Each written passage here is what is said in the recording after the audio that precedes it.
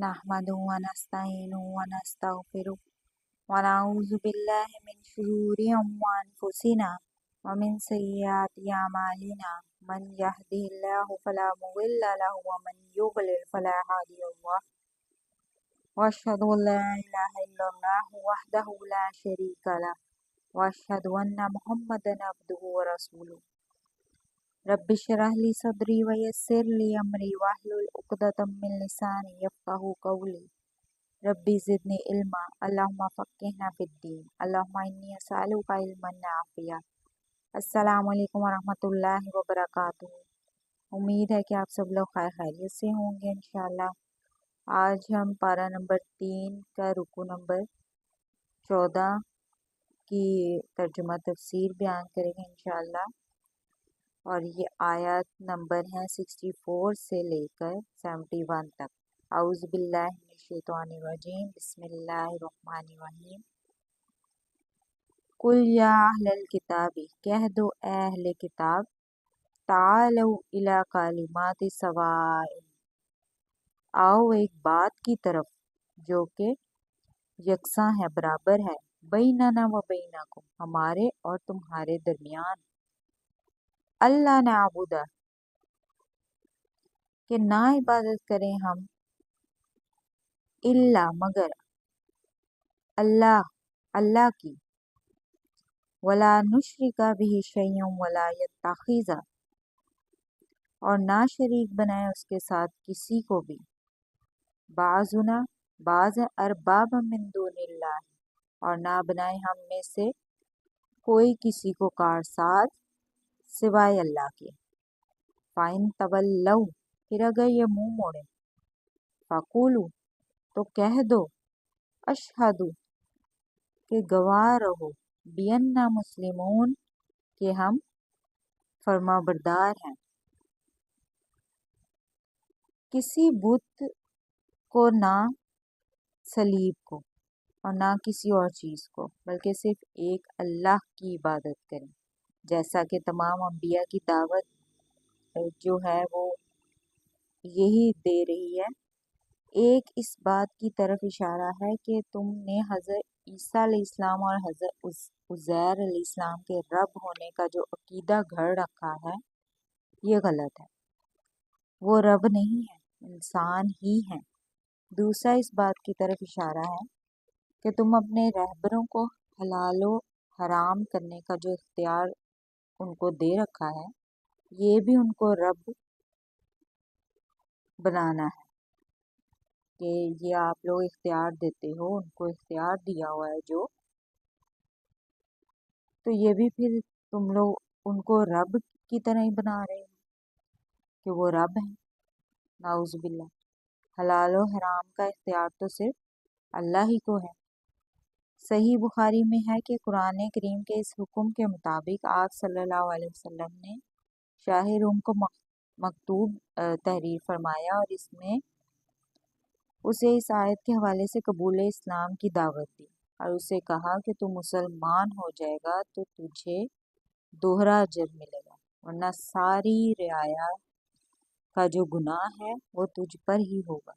اس آیت میں 3 نکات، یعنی نمبر 1 صرف اللہ کی عبادت کرنا، نمبر 2 اس کے ساتھ کسی کو شریک نہ ٹھہرانا، اور نمبر 3 کسی کو شریعت سازی کا خدائی مقام نہ دینا، وہ کلمہ سوا ہے جس پر اہل کتاب کو اتحاد کی دعوت دی گئی۔ لہٰذا اس امت کے شرازے کو جمع کرنے کے لیے بھی انہی 3 نکات اور اس کلمہ سوا کو بدرجہ اولا اور جو اساس و بنیاد ہے وہ بنانا چاہیے۔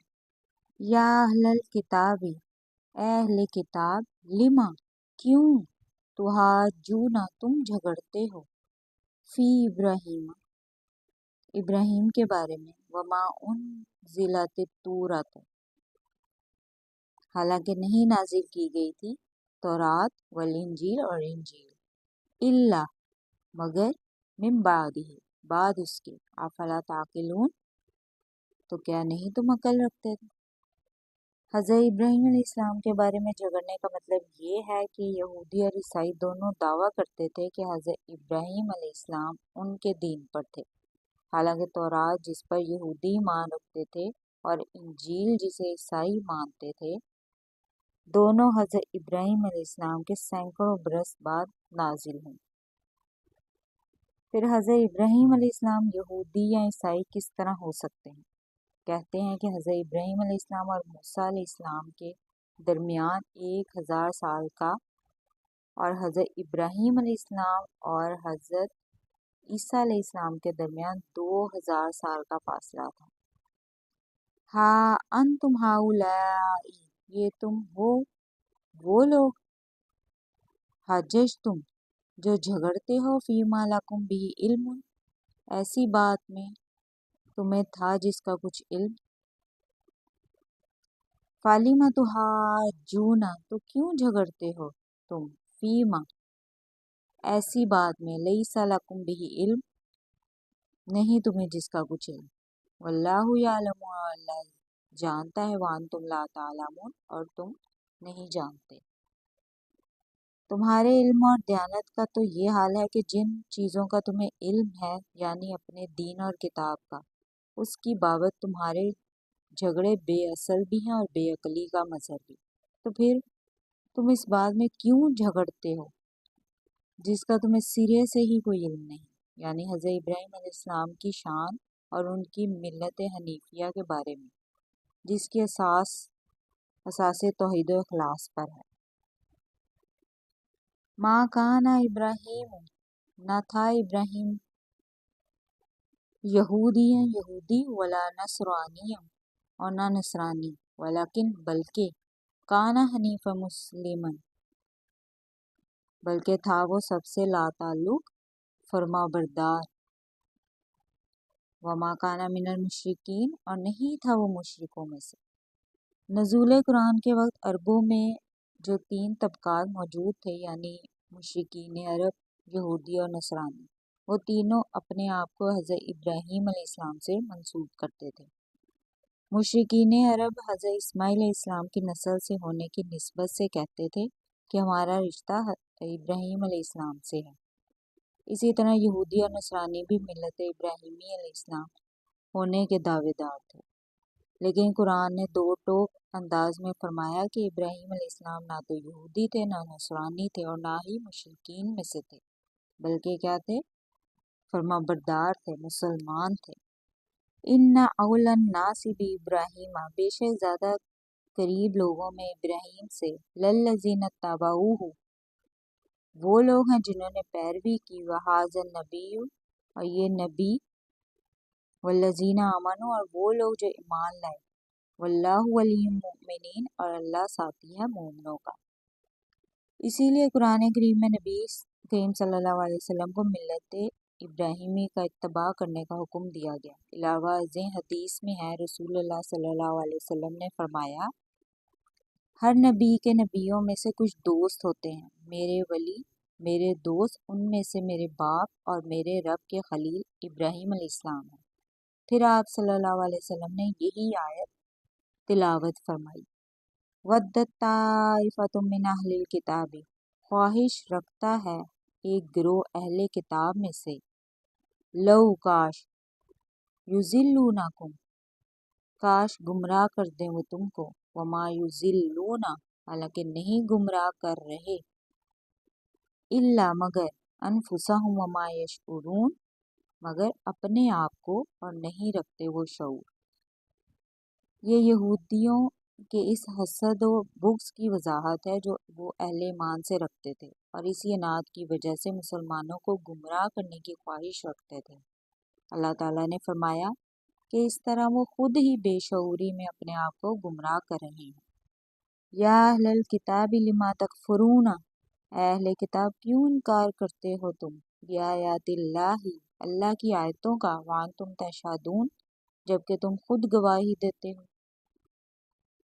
اے مسلمانوں، اللہ نے تم پر بے پائے احسانات کیے ہیں، تمہارے نبی کو تمام انبیاء پر فضیلت دی ہے، اور بہت ہی کامل اور ہر حیثیت سے پوری شریعت اس نے تمہیں عطا کی ہے۔ تو پھر بھی تم کیوں انکار کرتے ہو اللہ کی آیتوں کا، حالانکہ گواہی بھی تم دیتے ہو خود سے ہی۔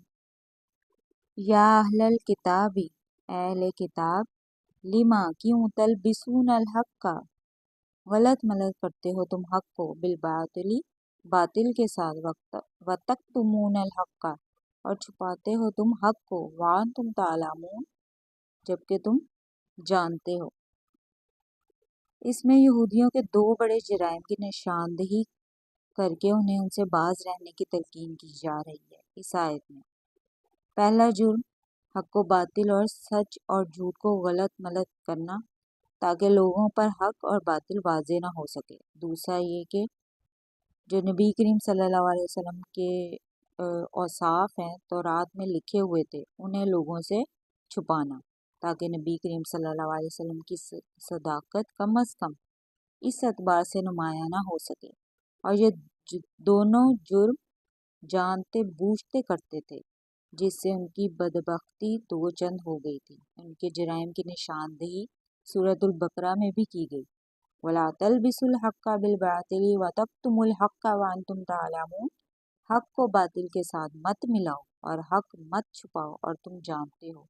اہل کتاب کے لفظ کے بعض مفسرین نے عام رکھا ہے یہ کہ جس میں یہودی و نصارہ دونوں شامل ہیں، یعنی دونوں کو ان جرائم سے باز رہنے کی تلقین کی گئی ہے، اور بعض کے نزدیک اس سے مراد صرف وہ قبائل یہود ہیں جو مدینے میں رہائش پذیر تھے، بنو قریظہ، بنو نذیر اور بنو قینقاع۔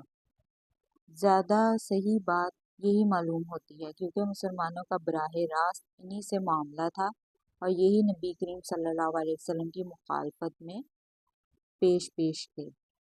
14 رکوع جو ہے وہ ہمارا آج کمپلیٹ ہوا الحمدللہ۔ جو بھی غلطی یا کچھ مس ہو گیا ہو، کوتاہی رہ گئی ہو، اس کو درگزر کیجیے گا۔ اللہ تعالیٰ ہم سب کو معاف فرمائے، ہماری غلطیوں کو معاف فرمائے، آمین برحمتک یا ارحم الراحمین۔ الحمدللہ رب العالمین۔ السلام علیکم ورحمۃ اللہ وبرکاتہ۔